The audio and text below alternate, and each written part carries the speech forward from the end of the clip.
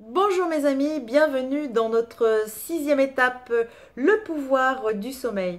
Nous sommes dans un processus d'augmentation de notre énergie. Nous avons déjà vu le pouvoir de la respiration, le pouvoir de l'eau, le pouvoir du sport, le pouvoir du mental, le pouvoir de l'alimentation. J'espère que vous avez déjà mis tout ça en place dans votre vie. Et maintenant, le pouvoir du sommeil, comprendre son sommeil. Le sommeil est essentiel à la régénération du corps. En effet, le soir, à l'endormissement et pendant la nuit, nous rechargeons nos batteries. Le sommeil est indispensable à la régénération de votre corps. Les bénéfices en sont colossaux. Tout d'abord, le premier bénéfice, c'est celui pour le cerveau. Le cerveau, avec un sommeil bien établi et constructif, augmente ses capacités d'apprentissage, diminue l'importance des émotions. La nuit porte conseil, ne dit-on pas. Je vous passerai les processus biologiques et neurologiques scientifiques.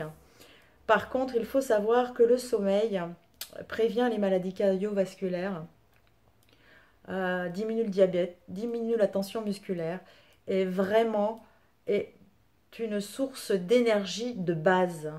Voilà, ça diminue aussi le nombre de dépressions, d'avoir un sommeil euh, de plomb, comme on dit, hein, un vrai sommeil qui répare.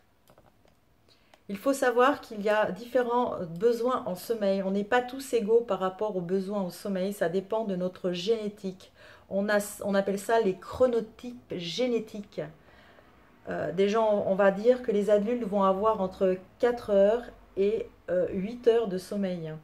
En général, pour tout être humain, c'est entre 4 heures et 12 heures par jour de sommeil. On va mettre le nouveau-né de côté, qui a besoin de 20 heures à 16 heures de sommeil par jour. Jusqu'à 4 ans, les enfants ont besoin de plus de 14 heures de sommeil à peu près par jour en comptant les siestes. À 4 ans, ils rentrent à l'école, on n'a plus les siestes et les besoins diminuent. On va passer à 12 heures. De 4 à 8, on va dire qu'un enfant qui a 10 heures de sommeil, ça va, 10-12 heures de sommeil. Un adulte, lui, va avoir besoin d'entre 6 à 8 heures de sommeil.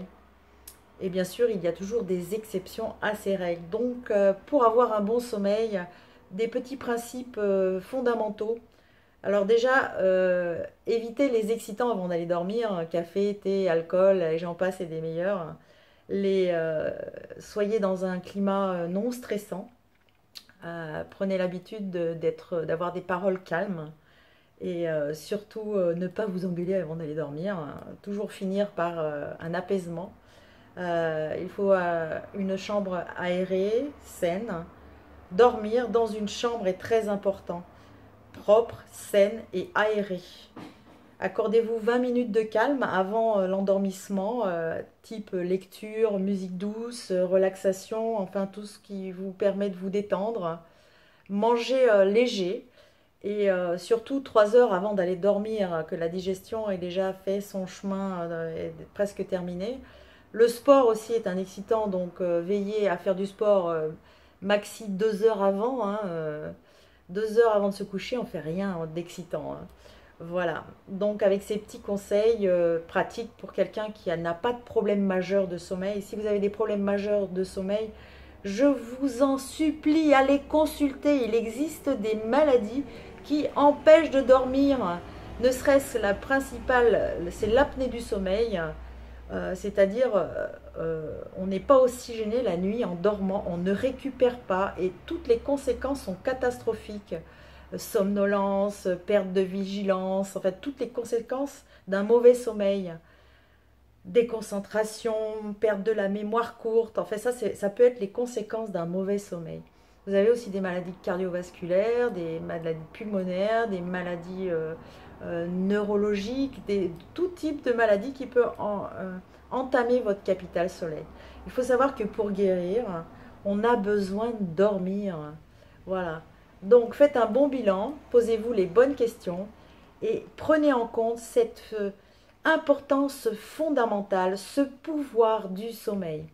Je vous remercie de votre écoute et la vidéo qui va suivre va parler de quelque chose du septième pouvoir, le pouvoir de la récompense.